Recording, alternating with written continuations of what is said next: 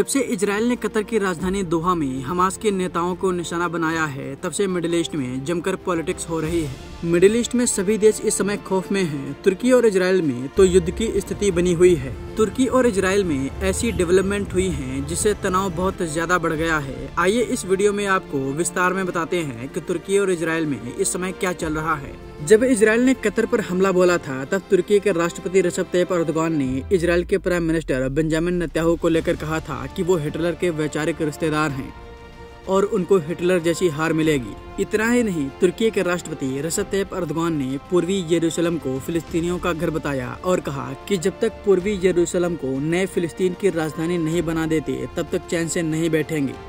जवाब में इजराइल का भी बयान सामने आया है। इजराइल के प्राइम मिनिस्टर बेंजामिन नेतन्याहू ने कहा कि ये हमारा शहर है, आपका नहीं।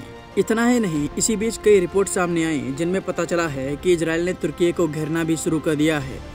इजराइल ने तुर्की के पड़ोसी देश साइप्रस में बराक डिफेंस सिस्टम की तैनाती कर दी है। जिस साइप्रस में इजराइल ने अपने बराक एयर डिफेंस सिस्टम को तैनात किया है, उसके तुर्की के साथ रिलेशन ऐसे हैं जैसे भारत और पाकिस्तान के।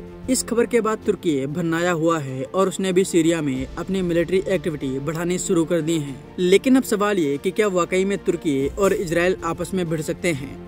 देखिए, इजराइल ने तो साफ कहा है कि उसके दुश्मन कहीं भी होंगे, उन्हें छोड़ा नहीं जाएगा। अमेरिका की परमिशन के बाद इजराइल तुर्की पर चाहे जब एयर स्ट्राइक कर सकता है। तुर्की नाटो का मेंबर है, इसलिए अमेरिका से मंजूरी मिलना बेहद जरूरी है।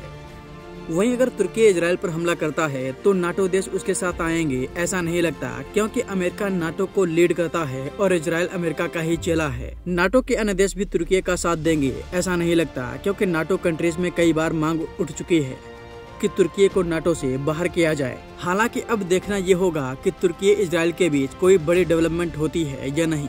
अगर दोनों देशों की मिलिट्री पावर को देखा जाए तो इजराइल दुनिया का 15वां सबसे ताकतवर देश है, वहीं तुर्की इस इंडेक्स में 90 नंबर पर आता है। हालांकि इजराइल की एयरफोर्स तुर्की से बहुत एडवांस है और इस लड़ाई में एयरफोर्स का बहुत बड़ा रोल हो सकता है।